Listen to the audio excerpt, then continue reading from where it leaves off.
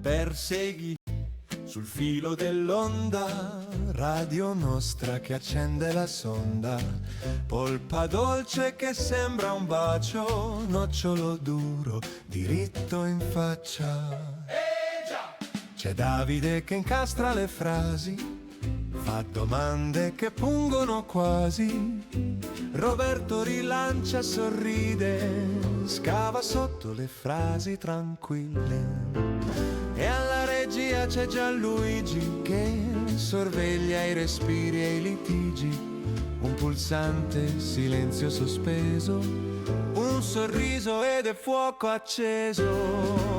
Persegui, metti a nudo la politica, dolce come la polpa, critica duro come il suo nocciolo. Persegui, che ti prende per la giacca, ti fa ridere, poi spiazza qui su Radio Nostra. Eccoci. Eccoci qui per una nuova puntata di Persegui su Radio Nostra. Oggi parliamo di Venezia, ambiente, laguna e futuro, insieme a un ospite che da anni è impegnato nella vita pubblica e nelle battaglie per il territorio. Mestrino doc, laureato in filosofia a Ca' Foscari, ha alle spalle una lunga esperienza amministrativa e politica, dalla municipalità di Favaro Veneto al Consiglio Comunale di Venezia, fino ad incarichi regionali. Oggi è presidente di Lega Ambiente, dove porta avanti temi centrali per il futuro della città sostenibile: tutela della laguna, riconversione di Porto Marghera, mobilità e turismo sostenibile. Una voce autorevole nel dibattito ambientale veneziano. Diamo quindi il benvenuto e i microfoni di Radio Nostra a Gabriele Scaramuzza. Benvenuto Gabriele. Grazie a tutti voi e grazie a Radio Nostra per questa occasione di questa chiacchierata che faremo insieme sui temi che stanno a cuore alla nostra città. Benvenuto Gabriele, parto subito con la prima domanda su Legambiente Venezia. Legambiente si distingue da sempre per un approccio che unisce denuncia scientifica alle proposte concrete. Quali sono i traguardi più significativi che l'associazione ha raggiunto di recente e di cui vai più fiero? Ma grazie Davide, come hai detto la peculiarità di Legambiente in quello che è il vasto panorama, voglio dire, dell'ambientalismo italiano è proprio questo, quello di avere un approccio che è contraddistinto da quello che noi definiamo e amiamo definire l'ambientalismo scientifico, e quindi una visione della realtà suffragata sempre dall'analisi, dalla ricerca scientifica, e quindi questo ci obbliga naturalmente a, uno, provare a costruire un pensiero, voglio dire, che parte dai dati di fatto, parte dall'analisi scientifica, sia che si tratti di una situazione puntuale, sia che si tratti di una considerazione generale sui temi della città, e poi quello di appunto accompagnare le situazioni di singole denunce che possiamo, che dobbiamo fare, che abbiamo fatto, ad una riflessione più ampia ed anche a proposte. Mi chiedevi quali sono così traguardi di cui in qualche modo vado più fiero. Guarda, noi veniamo adesso da una campagna elettorale che ha visto la nostra città scegliere la nuova amministrazione. Noi abbiamo costruito un documento che abbiamo chiamato Bussola Venezia, nella quale abbiamo provato a mettere nero su bianco quelle che dal nostro punto di vista sono le priorità ambientali sulla nostra città, e lo abbiamo fatto ai candidati. Credo che sia appunto un utile mezzo di orientamento per costruire delle proposte per la salvaguardia e la tutela ambientale della nostra città e della nostra ambito lagunare. Chiaro che adesso che c'è una nuova amministrazione chiederemo subito all'amministrazione di aprire un confronto, quindi questo primo, se vuoi, documento, che è stato un documento partecipato, che ha soprattutto messo insieme anche le tante competenze che esistono al nostro circolo, credo sia stato un primo risultato importante. L'altro risultato, che è di qualche mese fa, è una campagna nazionale che è stata lanciata da Legambiente Nazionale e che ha coinvolto anche altre realtà dell'associazionismo presenti sia a livello nazionale che locale, penso in particolar modo a Libera, alle ACLI, a Lega Ambiente, alla GESCI, e che si chiamava Ecogiustizia. Era una campagna che aveva come punto di riferimento in particolare i siti di interesse nazionale, e cioè quei siti fondamentalmente oggetto di bonifica, che sono così codificati dalla norma nazionale e che vedono il SIN di Porto Marghera come fondamentalmente il principale sito di interesse nazionale, con in particolare la questione delle bonifiche. Abbiamo costruito delle iniziative di coinvolgimento, di interlocuzione con il Consiglio regionale, di invito ai parlamentari veneziani del territorio. È stata una campagna che io credo ha avuto un ottimo risultato e che naturalmente noi proveremo a continuare proprio sui temi di Porto Marghera, su cui credo che poi torneremo nel corso della nostra chiacchierata. Gabriele, Venezia è un ecosistema unico al mondo. In che modo la visione di Legambiente riesce a guardare oltre l'emergenza quotidiana, proponendo un'idea di città che sia davvero proiettata verso il futuro e le prossime generazioni? Ma lo dicevo prima, grazie Roberto, è un po' il compito che ci siamo dati, che sta nel nostro statuto, che è quello di provare a appunto costruire un'elaborazione che va sul medio-lungo periodo fondamentalmente, e quindi il tentativo è appunto quello di costruire delle proposte che a partire da uno scenario scientificamente osservato e acclarato, inserisca i singoli interventi che anche in una città importante come Venezia possono essere pensati, ma dentro un quadro, un orizzonte olistico, così piace definirlo a noi, e cioè che guarda alla persona, al cittadino, all'ambiente come un'unica realtà che va tutelata. E quindi il tentativo, ripeto, è sempre quello di provare a capire quali sono gli scenari di lungo periodo dentro cui un territorio si colloca, e quindi provare a costruire proposte di iniziativa, politiche di intervento, e su questo coinvolgere in particolar modo gli attori istituzionali, ma anche le altre realtà associative, civiche, civili. Citavo prima appunto questa campagna Ecoambiente che ha visto, voglio dire, insieme associazioni dell'ambito cattolico, dell'ambito laico, dell'ambito ambientale. Quindi questo è il tentativo, e quindi questo è il tentativo che noi facciamo anche su Venezia: provare a costruire, a leggere la realtà della città da qui ai prossimi non 4-5 anni, ma 10-20 anni, e su questo provare a costruire delle proposte su cui andare a interessare gli attori istituzionali e le altre realtà associative che vivono nel nostro territorio. Con una prospettiva che io credo sia importante e che sta scritta anche in quel nostro documento, che è quella, noi lo abbiamo scritto anche nel nostro documento: a noi non interessa che un soggetto istituzionale, politico, un'associazione ci venga a dire quanto siete bravi, quanto è bello questo documento. Uno, perché ogni cosa può e deve essere migliorata, e quindi anche la nostra prospettiva è sempre quella dell'apertura al contributo degli altri, ma soprattutto perché a noi piace una lettura particolare, che è quella che gli anglosassi chiamano dell'accountability, cioè del rendere conto. Cioè a noi interessa che un'amministrazione, più che sposare aprioristicamente le nostre piuttosto che le proposte di altri, si impegni su alcune determinate proposte, si impegni con politiche concrete, e soprattutto dia conto, non a noi in particolare, ma alla cittadinanza,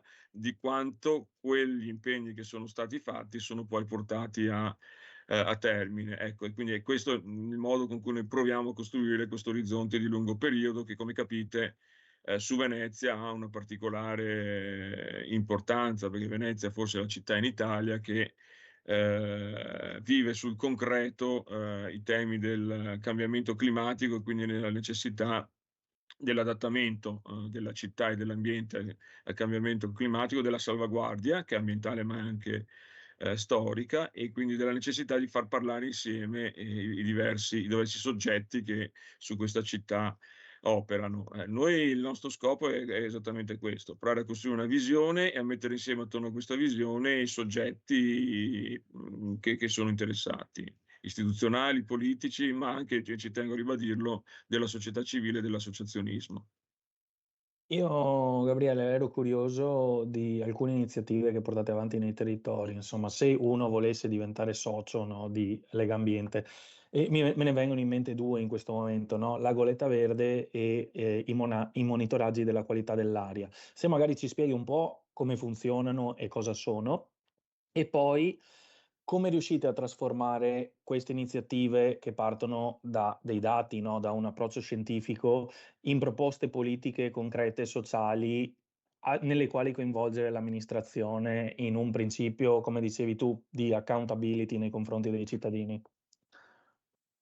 Ma grazie Davide, anche perché su Goletta Verde, che è una delle grandi campagne annuali che Legambiente fa, e cioè la campagna del monitoraggio della qualità dell'acqua del nostro mare, dal mare Adriatico al mar Tirreno, al Mediterraneo, e quindi è la campagna annuale che vede questa l'imbarcazione che si chiama Goletta Verde transitare lungo le coste italiane e fondamentalmente effettuare, assistita volta a volta da tecnici anche delle amministrazioni, voglio dire, cito in particolar modo le agenzie regionali di protezione dell'ambiente, le ARPA che esistono in tutte le regioni, ma effettuare la campagna di monitoraggio della qualità delle acque, quindi si fa una serie di campionamenti, una serie di analisi, e si restituisce in forma pubblica alle amministrazioni e alla cittadinanza i risultati di quei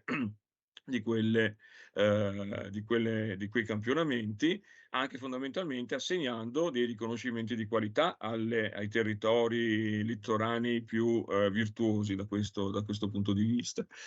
Dicevo che è anche importante la tua domanda, perché colgo anche l'occasione per dire che naturalmente Goletta Verde è il nome di una campagna a cui a volte si associa il nome dell'imbarcazione che fa questo tipo di campagna. Noi proprio tra 2 giorni a Venezia, il 28 alle 12:30 al Salone Nautico, presenteremo, ci sarà il presidente nazionale di Legambiente, il presidente regionale Luigi Lazzaro, presenteremo il restauro di Goletta Cattolica, che è la prima imbarcazione che ha fatto la campagna storicamente, che naturalmente era stata in qualche modo messa in quiescenza per naturalmente l'età, ma è stata nel frattempo recuperata, restaurata, e ritornerà, voglio dire, a fare anche questa attività, e avrà base anche nella nostra, vicino a noi, perché avrà base a Chioggia, grazie alla fondazione che è stata costituita per la sua ricostituzione e per la sua operatività.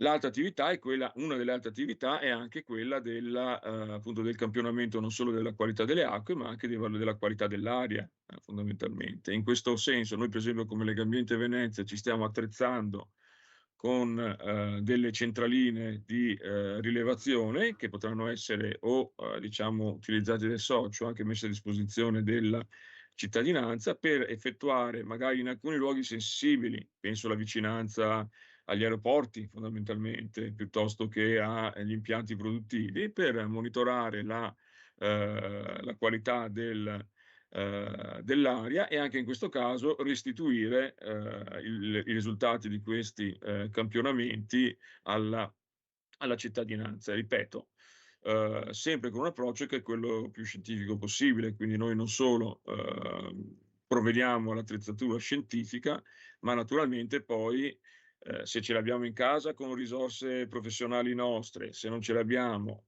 costruendo degli accordi, naturalmente assicurando l'analisi del campionamento, quindi non solo il campionamento ma anche l'analisi scientifica dei dati della qualità, in questo caso dell'area. Quindi queste sono due, diciamo, tra le attività principali. Goletta Verde naturalmente gestita dalla Legambiente Nazionale per la valore che essa ha, e credo sia diventata anche una presenza costante delle nostre spiagge. I progetti di campionamento invece vengono attivati su impulso del livello regionale, anche dei singoli circoli. Noi in qualche modo, come Circolo Legambiente di Venezia, ci stiamo attrezzando per poterlo fare.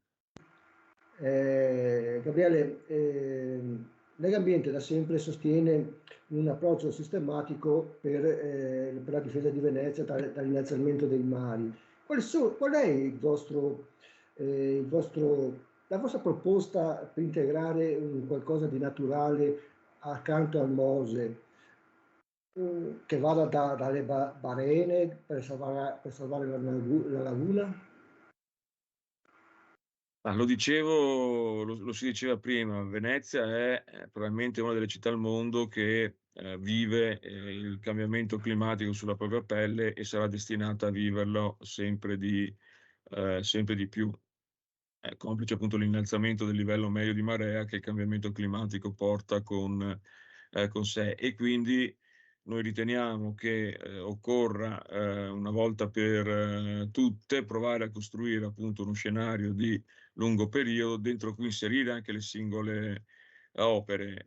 Il Mose è un'opera importante, è un'opera che ha anche un impatto non indifferente sull'ecosistema lagunare, ma quest'opera acquisisce maggior senso se inserita all'interno di un contesto di interventi che non può che essere a tutto tondo, voglio dire, a 360 gradi sull'insieme della laguna. E quindi, come giustamente si ricordava anche nel nostro documento Bussola Venezia, lo ricordiamo, la necessità per esempio di continuare quell'operazione di tutela e salvaguardia delle aree lagunari, delle aree di gronda, della ricostruzione di barene, della manutenzione e della ricostruzione delle barene all'interno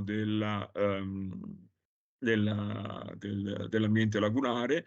Ricordiamo che Venezia è un sito UNESCO, ma il nome del sito UNESCO non è Venezia, ma è Venezia e la sua laguna, perché fin dall'inizio l'UNESCO ha tenuto a legare indissolubilmente la città con il suo ambiente. Quindi questa riflessione sulla manutenzione, sulla anche costruzione di barene all'interno della laguna, una riflessione che deve essere fatta anche rispetto alla manutenzione infrastrutturale della città. Noi magari non ci viene immediatamente in mente, ma il fatto che il Mose venga alzato molto più di quanto era stato previsto all'inizio della sua costruzione. Quando venne costruito, le ipotesi di alzate del Mose stavano intorno alle 20-25 alzate anno. Le abbiamo già consumate nei primi 3 mesi di quest'anno, fondamentalmente, queste 20-25 alzate.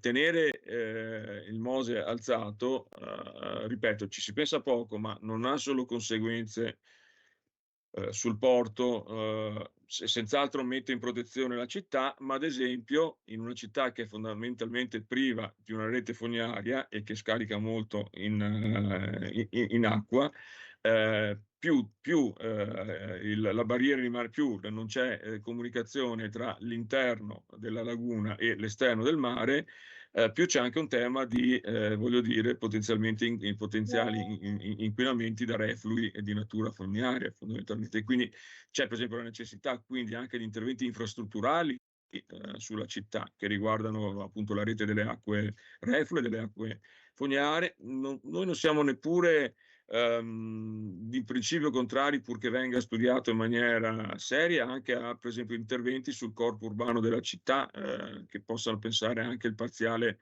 sopraelevazione, voglio dire, di pezzi della città, ma per far questo serve appunto una riflessione a tutto tondo. Per questo nel documento diciamo, e lo diremo anche alla nuova amministrazione, noi chiediamo che a Venezia si convochi, e io credo il sindaco di Venezia, quale che esso sia, ha l'autorità per farlo, si convochino le migliori eccellenze scientifiche a livello mondiale, esperte appunto in questi ambiti, e si provi, ripeto, a partire anche da queste proposte, a costruire un piano di azione di tutela e di mantenimento della città e della laguna di qui ai prossimi 100 anni, perché questo è l'orizzonte che noi dobbiamo inevitabilmente avere davanti. Ecco, Gabriele, un altro fenomeno importantissimo per Venezia è quello dell'overtourism, no? Che posizione ha Legambiente sul turismo a Venezia e quali modelli alternativi, se ci sono, propone? Avete una ricetta che valorizzi l'artigianato, la cultura locale e rispetti allo stesso tempo le fragilità d'acqua, della città d'acqua? Ma Marco Paolini nel monologo Il milione di qualche anno fa diceva che, con questa suggestione, che il turismo è un'industria pesante e è così, nel senso che ha l'impronta del turismo sulla città è effettivamente molto, molto pesante, in termini di compatibilità, in termini di produzione di rifiuti e quindi di necessità dello smaltimento degli stessi, in termini di mobilità, fondamentalmente, e quindi anche dell'inquinamento che un eccessivo traffico, sia di natura acqua sia di natura di terraferma, porta con sé. E noi partiamo anche da un'analisi, io credo, di natura generale, e a differenza, la dico così, di altre grandi città d'arte che comunque vivono il fenomeno dell'overtourism, pensiamo a Firenze, pensiamo a Roma, in altre città, pensiamo naturalmente a Barcellona, per non arrivare alle grandi capitali,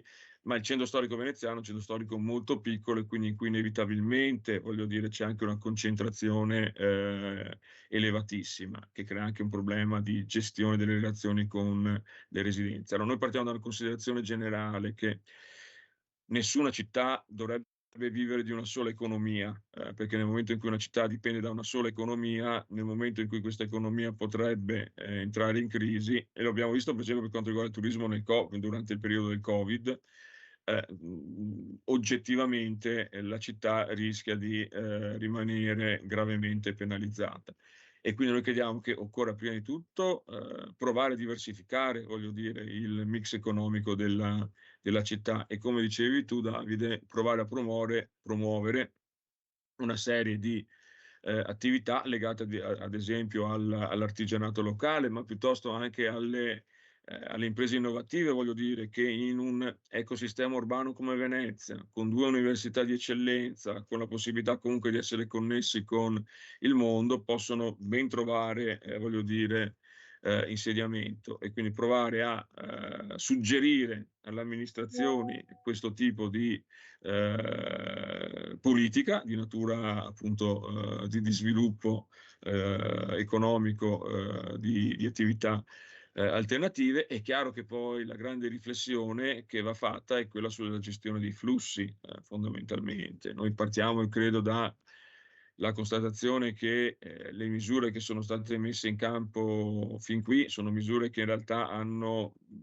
quasi per nulla limitato i flussi turistici, nel senso che i periodi di picco continuano ad essere periodi di picco, e quei pochi periodi di stanca continuano ad essere periodi di stanca. Occorre probabilmente anche qui, con uno sforzo di creatività, provare a mettere in piedi delle strategie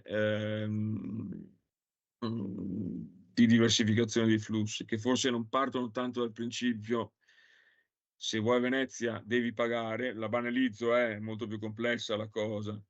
Non partono forse dai numeri chiusi, anche se è una riflessione che c'è, voglio dire, che va affrontata laicamente, ma partono appunto, ripeto, dal principio che magari se decidi di venire a Venezia in un periodo che non sia di picco, posso offrirti come città dei servizi ulteriori rispetto a quelli che ti offrirei in un periodo di picco. Ecco, forse è questa la strategia di incentivazione che può essere messa in campo, però ripeto, anche qui occorre uno sforzo di creatività, a partire dal principio, ripeto, che nessuna città, io credo, deve vivere di un'economia sola, e che quella turistica è oggettivamente un'economia che impatta molto, la cui impronta impatta molto sulla nostra città. Gabriele, la mobilità è uno dei temi del nostro tempo, ma la mobilità pulita è la scommessa per il futuro. Dal moto ondoso in centro storico all'inquinamento dell'aria alla Mestre, la mobilità è un tema chiave. Quali sono i progetti o le buone pratiche che Legambiente sta sta spingendo per promuovere una transizione verso l'elettrico in acqua e una mobilità ciclabile e pubblica in terraferma? E come dici Roberto, il tema della mobilità è un tema capitale, anche perché, come mi permetto di dire molte volte, tocca l'unica risorsa veramente non riproducibile in natura, che è il tempo di vita delle persone, fondamentalmente. E quindi più io perdo tempo perché sono in coda, perché non riesco, sono in attesa di un mezzo pubblico, più quel pezzo di vita mia se ne va. E quindi è oggettivamente uno dei temi capitali delle città. Come dicevi, quello di Legambiente è un impegno fondamentalmente che va nella direzione di spingere il più possibile verso verso un utilizzo massiccio del trasporto pubblico locale, che naturalmente è una scelta quasi obbligata in città d'acqua, per quanto riguarda la mobilità in città d'acqua, che invece è una scelta che può essere, io credo, ancora molto spinta nella città di terraferma. Questo naturalmente implica che tu devi fare delle scelte di investimento per moltiplicare le linee di trasporto urbano, per ridurre al minimo i punti di rottura e le rotture di carico tra un veicolo e l'altro. Noi vediamo con favore eventuali ipotesi di prolungamento, ad esempio, delle linee tranviarie di Mestre verso i grandi poli, l'ospedale piuttosto che l'aeroporto, e va accelerata questa transizione sull'elettrico della flotta, sia delle due flotte, sia quella d'acqua sia quella di terraferma. Poi vanno, io credo, studiate delle forme che purtroppo si fa ancora fatica a perseguire, di integrazione tra diversi vettori, anche dal punto di vista della bigliettazione. Sono anni che c'è il dibattito sul biglietto unico integrato tra forme e modalità diverse. Chi è stato a Londra sa che a Londra può comprare una tesserina che si chiama Oyster, scegliere quali tragitti vuole, per quanto tempo la vuole far durare, e con quella tesserina circolare praticamente su tutte le piattaforme di mobilità che la città mette a disposizione. Qui noi dobbiamo provare a costruire anche questa cosa qui, integrando la rete ferroviaria con la mobilità gestita dall'azienda del trasporto pubblico locale, e mettendo a disposizione anche in prossimità delle stazioni e dei parcheggi interscambi in cui si può prendere a noleggio una bicicletta piuttosto che altre forme di mobilità. Ecco, crediamo che debbano essere scelte che l'amministrazione debba accelerare e portare il più possibile a compimento.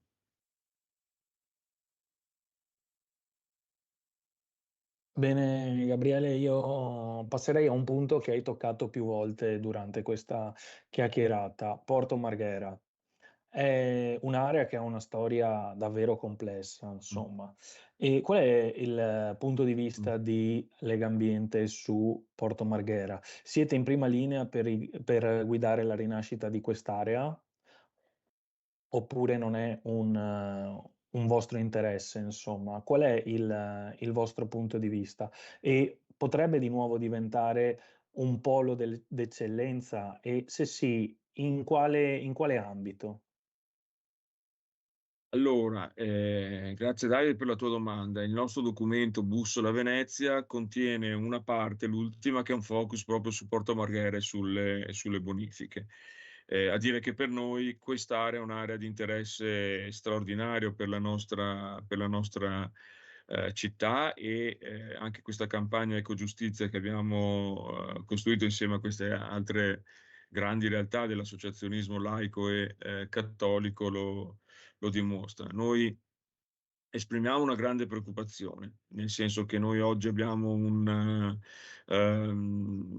il processo di bonifica di Porto Marghera, che è, diciamo, la precondizione per la quale tu puoi pensare a un futuro su quell'area, è ancora molto al di là dall'essere compiuto. Si parla di circa un 21% di bonifiche sulle aree, diciamo, a livello suolo e di emarginamenti, e addirittura meno dell'1% di bonifica dell'acqua dei terreni di falda, che sono anche quelli più importanti, voglio dire, da questo punto di vista, proprio perché lì ci sono le falde, le falde delle acque profonde.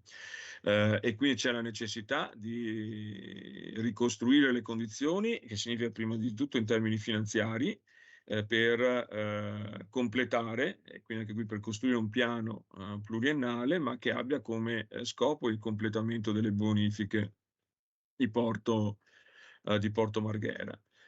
Di farlo secondo un principio di cui Legambiente si è dotata, che anche qui uso dei termini inglesi, ma perché nasce in ambito anglosassone questo modello, che è quello dello One Health Citizen Science, e cioè One Health, cioè l'idea che la salute va considerata a tutto tondo nella vita dei cittadini.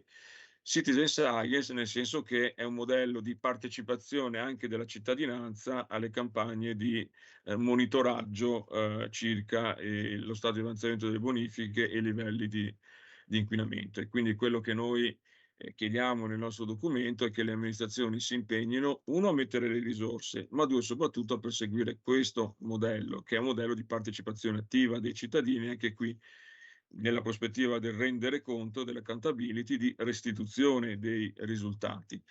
È chiaro che poi le bonifiche sono le precondizioni per cui, come dicevi, noi possiamo pensare a un futuro di quell'area, che per noi deve avere un futuro, deve averlo nell'ambito della filiera green, della economia, e quindi legato a produzioni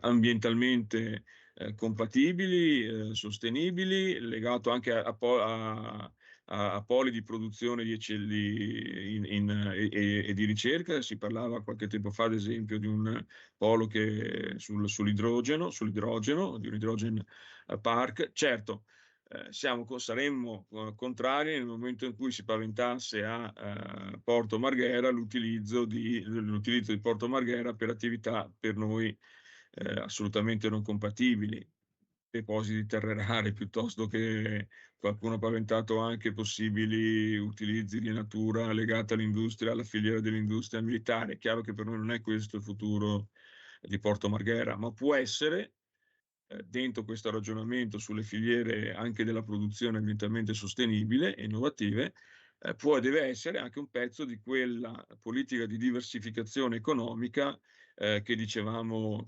prima, fondamentalmente.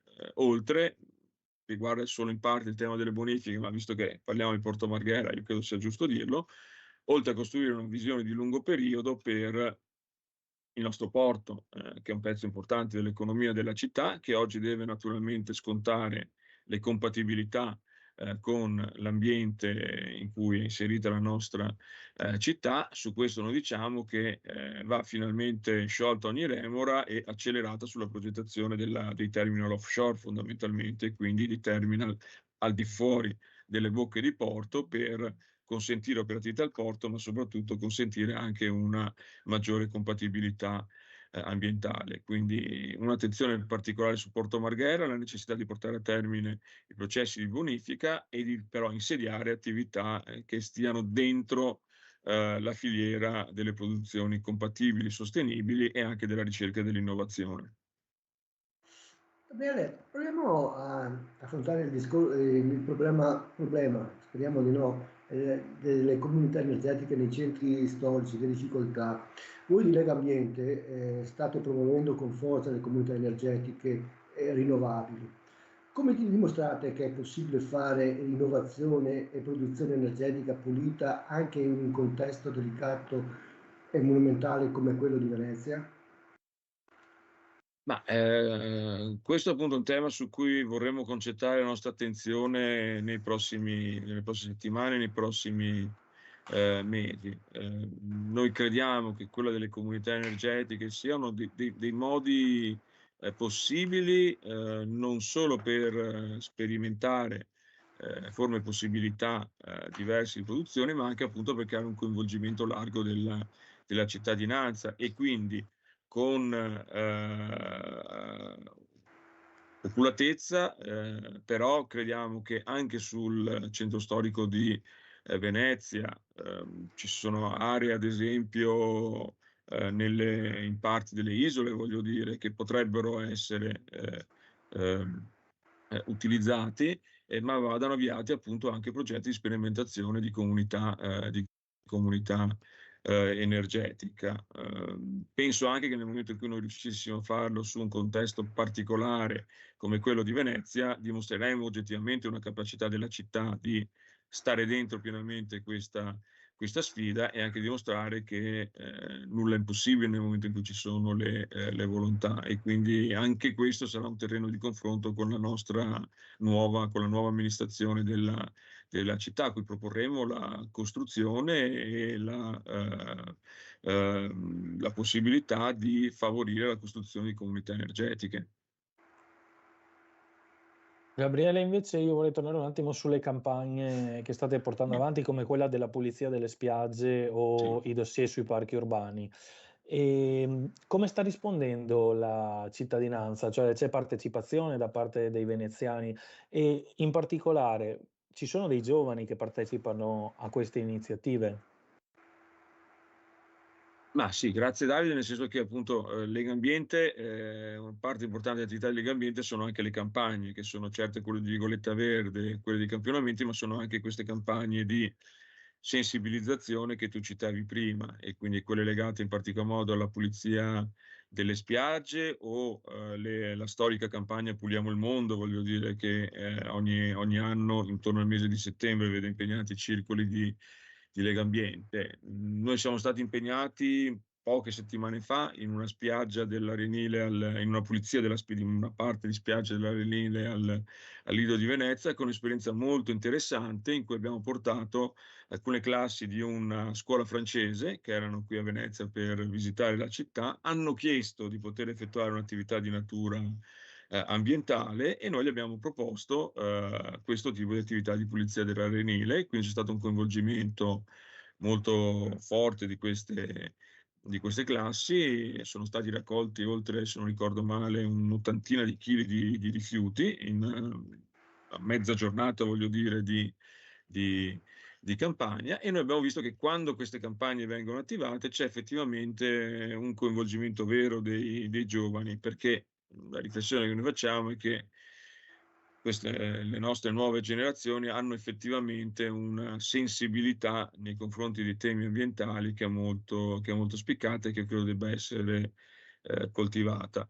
Cito anche, perché voglio dire, è di pochi giorni fa, noi domenica scorsa abbiamo aderito alla giornata ecologica promossa dalla Regione Veneto, noi come moltissimi circoli di Legambiente nella nostra regione. Il tema di quest'anno erano le api, quindi l'importanza delle api nella promozione e nella tutela della biodiversità. Abbiamo acquistato un appiaro didattico, abbiamo fatto un pomeriggio a Forte Marghera con un apicoltore professionale certificato, nella quale molto liberamente ci facevamo avvicinare da bambini e dalle loro famiglie, e illustrando fondamentalmente quali sono quella magica esperienza di comunità che sono le api, fondamentalmente, e quelle alchimie che regola, voglio dire, in una geometria perfetta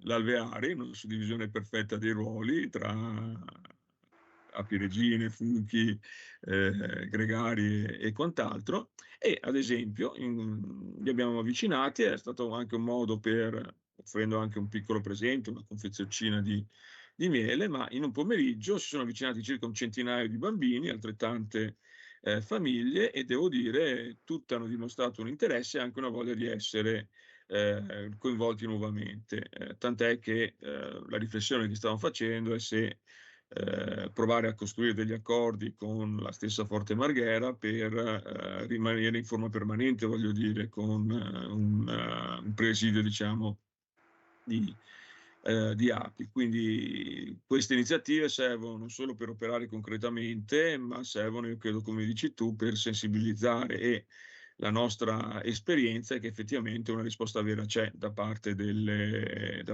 giovani generazioni, delle famiglie, a dimostrazione del fatto che le nostre società, io credo, siano preparate, voglio dire, ai temi ambientali, e quindi possano accogliere di buon grado scelte politiche che vadano nella direzione di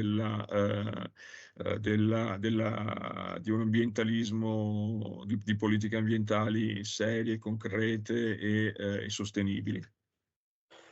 Ecco, prima Gabriele, che Roberto vada avanti sì, con la prossima domanda, visto che hai citato questo tema delle api, io ci tengo particolarmente, visto che non Sì. sono apicoltore professionista, ma amatoriale, ti do anche un altro piccolo input, insomma, se posso permettermi. C'è anche la possibilità di fare una cosa ancora più interessante, oltre a quella dell'esperienza didattica, sempre con le api e legata sempre all'ambiente, che è il biomonitoraggio ambientale. Sostanzialmente come funziona attraverso, si può fare un progetto con un apicoltore professionista, anche come quello che avete trovato voi, immagino, e si può andare a misurare quelle che sono le sostanze inquinanti che si depositano sulla cera facendole analizzare in laboratorio. Ecco, un altro piccolo spunto di E allora a riflessione. margine della trasmissione ci sentiamo io e te, sappilo. ecco, No, a Treviso lo stanno facendo per vedi Davide questo. come ti sponsorizzi da solo, diventi No, ma professionista poi. non lo faccio io, non lo faccio io, fanno gli apicoltori che lo Gabriele, fanno di lavoro. Se doveste mandare un invito alle istituzioni, alle categorie economiche, ai cittadini per costruire un'alleanza green per il futuro di Venezia, quale sarebbe il primo passo fondamentale da fare insieme?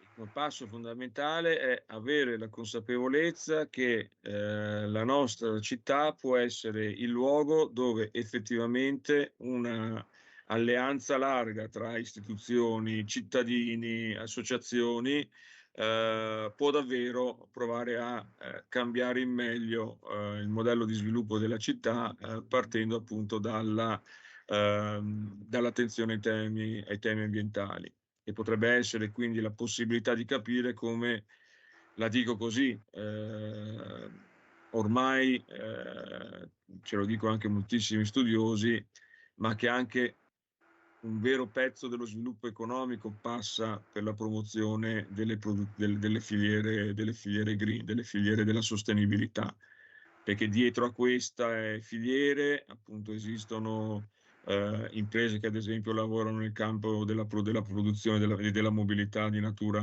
alternativa, e sono imprese molte volte pensate a tutto il tema dell'auto elettrica e di come si sta evolvendo ad un elevatissimo tasso di conoscenza e di professionalizzazione. E quindi io credo che noi dovremmo prima di tutto convincere della bontà non solo culturale, ma anche in termini meramente di Economici. opportunità economica. Alex Langer, che io credo sia uno dei padri, voglio dire, dell'ambientalismo nel nostro paese, e credo debba essere sempre un faro, voglio dire, per chi si occupa di questi temi, diceva effettivamente che i temi ambientali diverranno temi diciamo, di massa quando le persone percepiranno anche che attraverso questi temi può migliorare anche nelle condizioni concrete la loro vita. E quindi io credo debba essere questo, e poi bisogna avere il coraggio e la forza di anche piccole azioni, ma cominciare a sperimentare. Si citava prima il tema delle comunità energetiche, ma appunto io penso a un grande piano per la mobilità, voglio dire, nella nostra città, e quindi di investimento importante su questo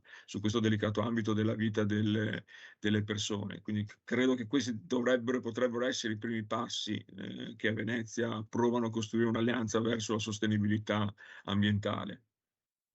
Gabriele, proprio sulle piccole azioni che citavi adesso, facciamo sempre la nostra ultima domanda agli ospiti. C'è un gesto semplice, concreto, che ogni cittadino potrebbe iniziare a fare già da domani per migliorare il proprio territorio?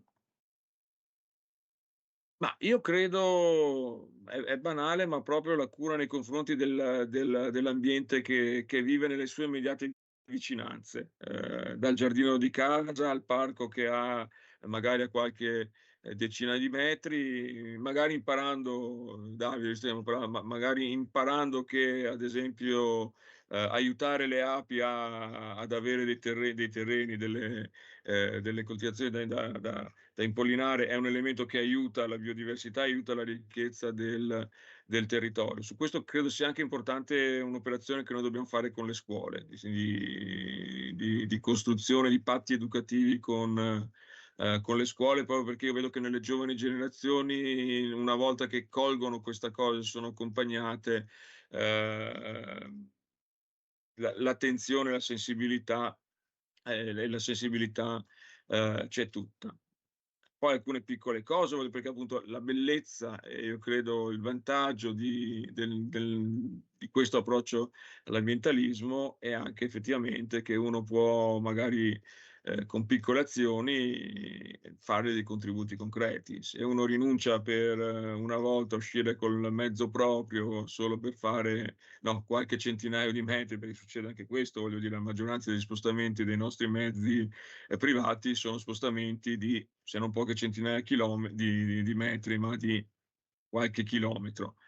Tutti spostamenti perfettamente sostituibili in tempi brevi con la mobilità dolce, piuttosto anche molte volte con semplicemente con la propria mobilità personale, muovendosi a piedi e anche, voglio dire, con dei vantaggi per la propria personale, voglio dire, fisicità. E quindi io credo che l'ambientalismo metta a disposizione un ventaglio di piccole iniziative che ciascuno può fare e nella consapevolezza che già questo è una piccola parte, ma una parte importante. Se noi moltiplicassimo, no? Per tutti noi queste piccole attenzioni e abitudini, già l'ambiente ne riceverebbe un indubbio beneficio. Bene, grazie Gabriele e grazie Roberto. Un saluto anche al regista che ci ha assistito in tutta questa chiacchierata, Gianluigi. Vi ricordiamo di seguire la pagina Radio Nostra, di cliccare la campanellina per restare aggiornati sulla puntata della prossima settimana e un saluto. Ciao, grazie a tutti. Grazie a tutti, grazie Ciao. a Roberto, Dario, Gianluigi e a tutta Radio Nostra. Ciao, Ciao. grazie. Ciao. Grazie a voi.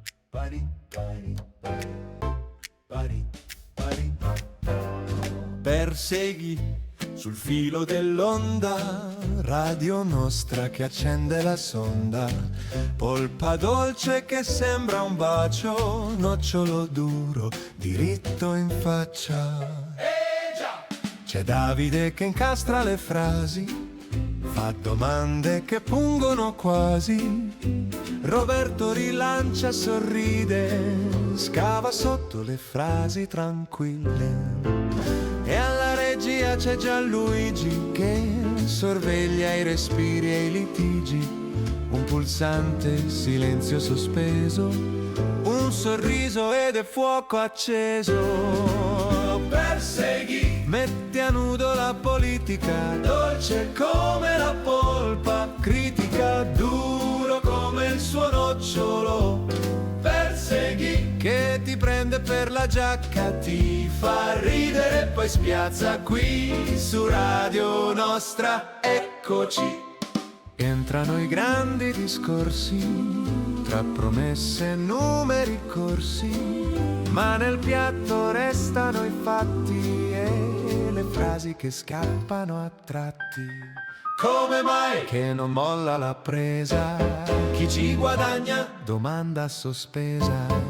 Ogni ospite sente il calore di una pesca matura al sapore. Persegui, mette a nudo la politica, dolce come la polpa, critica, duro come il suo nocciolo. Persegui, se ti siedi alla sua tavola non c'è scusa che si salva qui su Radio Nostra. Eccoci.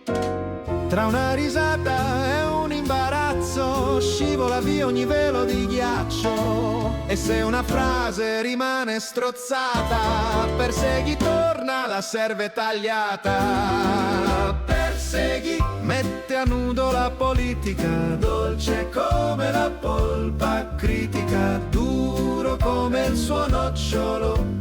Persegui, una fetta di verità